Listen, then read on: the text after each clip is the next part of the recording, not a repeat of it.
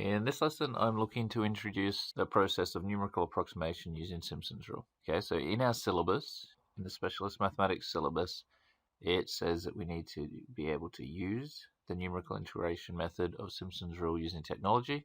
So it's pretty straightforward and pretty easy. This is Simpson's rule from the formula sheet.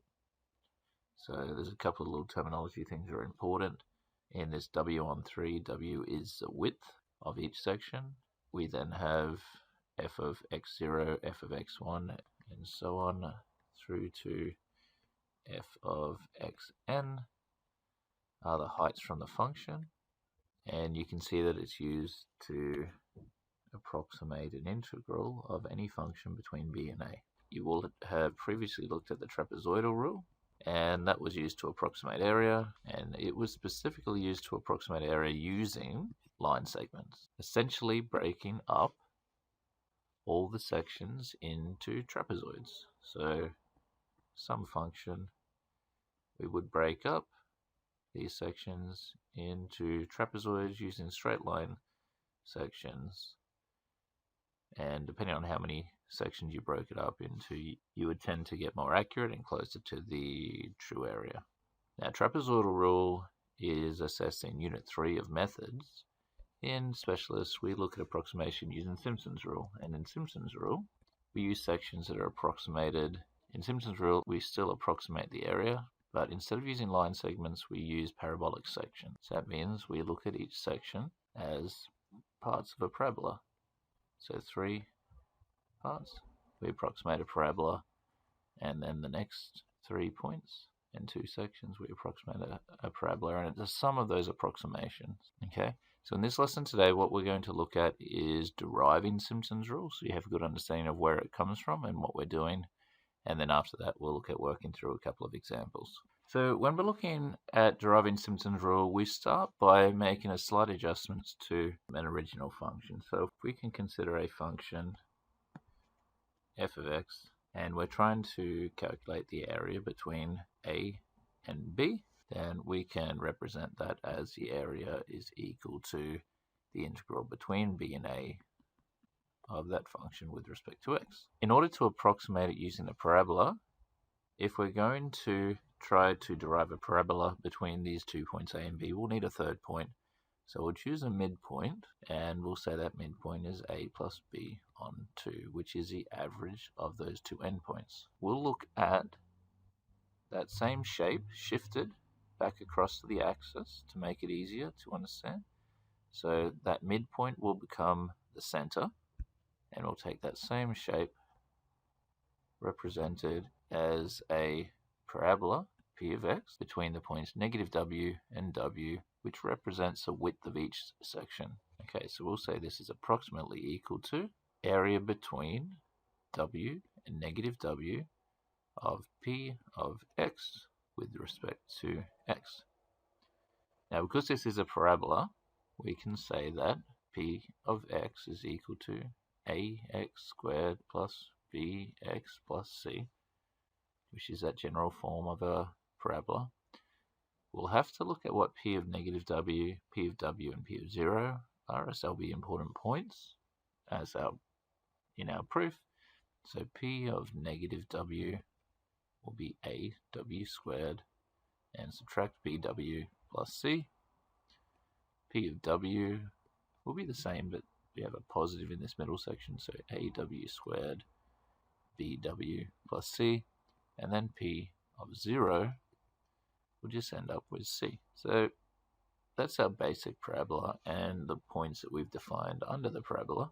So when we substitute in for this parabola ax squared plus bx plus c, we're saying that we're trying to calculate that approximate area using the integral between w and negative w of ax squared plus bx plus c with respect to x. So if we perform this integration, we have ax cubed on 3 and bx squared on 2 and cx between w and negative w. And so what we end up here with is aw cubed on 3, bw squared on 2, and cw. and then we'll subtract. Now when we put in the negative w cubed will still be negative, and x will still be negative. So we've got negative AW cubed on 3. We'll have positive BW squared on 2, and subtract CW. When we put this all back together, when we subtract a negative, we get a positive, so we've got 2AW cubed on 3. BW squared on 2, subtract BW squared on 2 is 0, and CW subtract negative CW gives us plus 2CW. Now, we have a few slight adjustments to make here. We'll take out a common factor, so we can see that W is common, but we're also going to try and take out this fraction. So if we take out a common factor of W on 3, then what we're left with is 2AW squared and 6C. Alright, now we're almost done, but the problem is that we're not thinking about these values in terms of the original function. So if we can go back up and we look at P of negative W and P of W, what we want to do is find a way to relate this 2AW squared plus 6C into a form that looks at P of negative W, P of W, and P of 0. So if I can consider P of W plus P of negative W, we will see that when we add these two together, we get 2 lots of AW squared, we get 0 lots of BW, and we get 2C. The other thing that we can look at is that as P0 is equal to C, we can think of every remaining C in terms of P0. So that means we can say this is W on 3, 2AW squared plus 2C with a remaining 4C. Now we know that this is equal to P of W plus P of negative W, and 4C is 4 lots P0. Okay, so now that we've broken this down and we've written this in terms of the polynomial, we want to go back from the polynomial to the original function.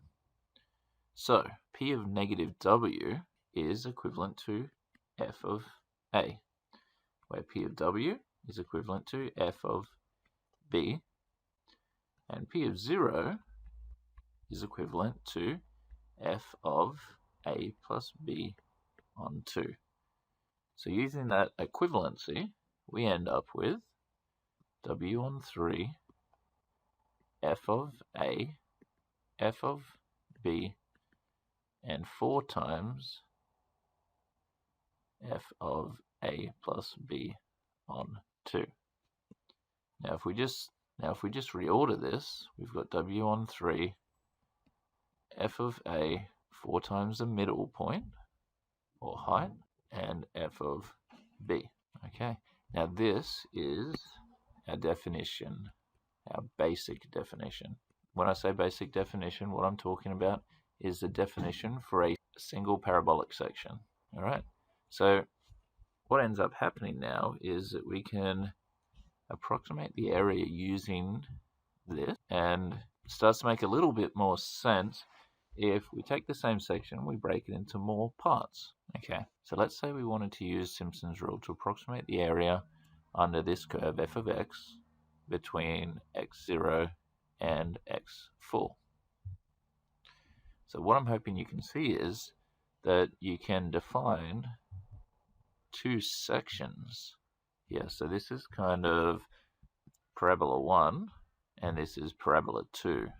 Okay, so the area will be the sum of those 2 parabolas. In order to approximate this then, area 1 is pretty straightforward.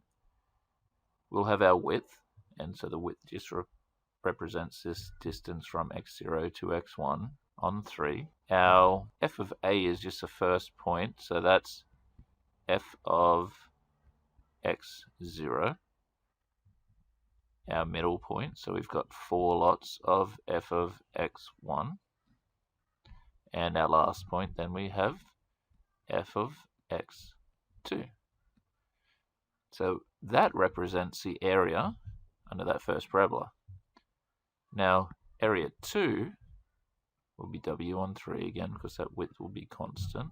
And as we're starting from x2, our first point will be f of x2. Our second, our middle point, so we'll have 4 lots of f of x3. And then our end point will have f of x4. Okay, so that leads us to our total area, which is a combination of both of these. And we've got the common factor w on 3. We've got the first point f of x0, and then and then 4 lots of f of x1. We will have 2 lots of f of x2 because it appears in both of the parabolas, and 4 lots of f of x3, and then finally one single lot of f of x4.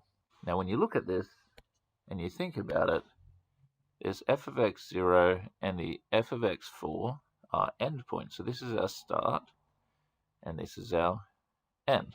All the odd values are multiplied by 4, and the even values, not including the endpoints obviously, we multiplied by 2. When we bring this all back together, I'm hoping now when we go back up to that general rule that was given, it makes a bit of sense.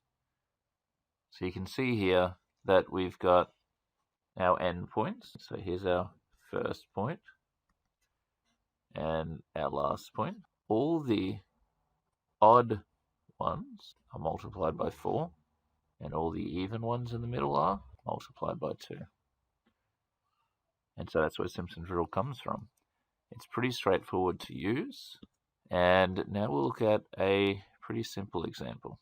Okay, so we're going to say I want to approximate the area under function, which is 1 on x between x equals 1 and x equals 3 using 6 sections. So that means what we're looking at is area under 1 on x between x equals 1 and x equals 3 is in 6 sections. So that means the width will be b take away a on 6. So that will be 3 take away 1 on 6, which will give us 2/6 or 1/3. So width for each of these sections is 1/3. So this obviously can be represented as 3 on 3. Then we've got 4/3, 5/3, and 6/3, which is 2, 7/3, and 8/3. And this will be x0, x1, x2, x3, x4, x5, and x6. I always find it easy to write down these values. So f of x0 will be 1 on 1, which is 1.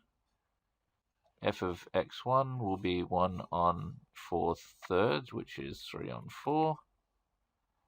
F of x2 will be 1 on 5/3, which is 3/5. F of x3 is 1 on 2.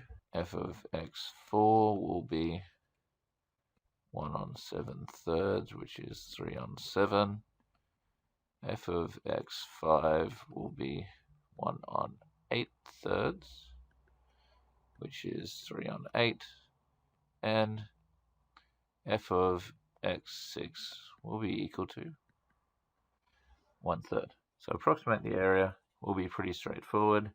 Our area will approximately be width on 3. The area will be approximately equal to w on 3, and we'll have f of x0, 4 lots of f of x1, and f of x3, and f of x5. We'll have 2 lots of the evens, which is f of x2, f of x4, and then we'll end up with f of x6.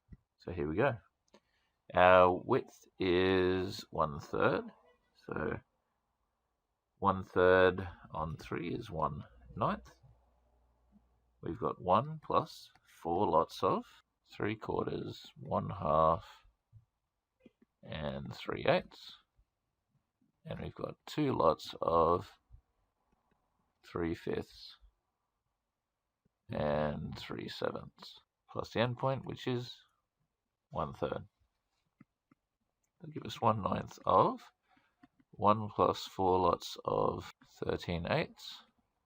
We'll have 2 lots of 36/35 and 1/3. So this approximates out using a graphics calculator.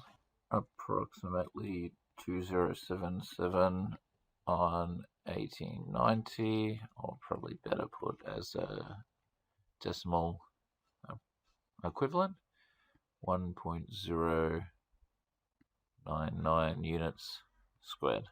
Okay.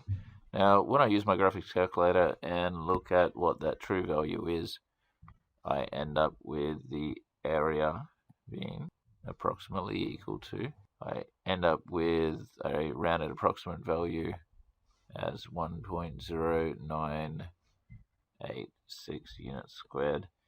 So we can see it's pretty close, this Simpson's rule approximation. Alright, so that concludes the lesson. Hopefully it makes relative sense where the rule came from and how it was derived.